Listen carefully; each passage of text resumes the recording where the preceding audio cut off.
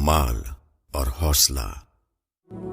پچھلے دنوں ایک صاحب نے مجھ سے کہا کہ اللہ انہیں مال دے گا تو وہ لوگوں پر کثرت سے خرچ کیا کریں گے، اس لیے وہ اللہ سے کثرت مال کی بہت دعا کرتے ہیں۔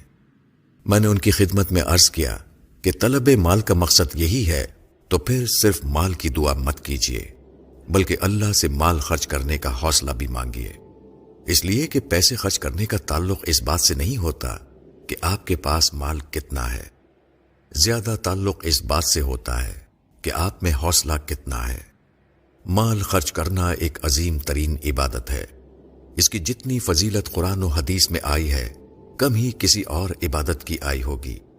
نیکی کا 7 گنا تک اجر اور اللہ کو قرض دینے جیسے عظیم مقامات کا بیان قرآن مجید میں مال خرچ کرنے کے حوالے ہی سے ہوا ہے۔ مگر مال کی ایک عجیب خصوصیت ہے، یہ جیسے ہی انسان کے پاس آتا ہے اسے گن گن کر رکھنے، سمیٹنے، جمع کر لینے، تجوری اور بینک بیلنس بھر لینے کی خواہش بڑھتی چلی جاتی ہے۔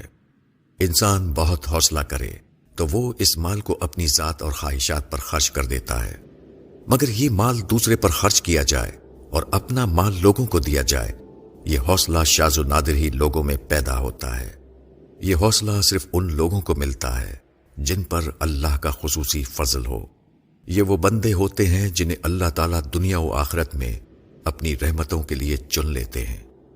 ان کے دل میں انسانیت کا درد، رشتہ داروں کی محبت اور خدا کے دین کی نصرت کا جذبہ پیدا ہو جاتا ہے، جس کے بعد انسان مال کے کم ہو جانے کے خیال سے نہیں گھبراتا، وہ خرچ کرتا ہے اور اللہ اسے اور دیتا ہے۔ کبھی تنگ بھی ہو جائے تب بھی ان کا ہاتھ نہیں رکتا۔ یہی وہ لوگ ہیں جو روز قیامت اللہ کو قرض دینے والے اور نیکیوں کا اجر 7 گنا تک پانے والے بنیں گے۔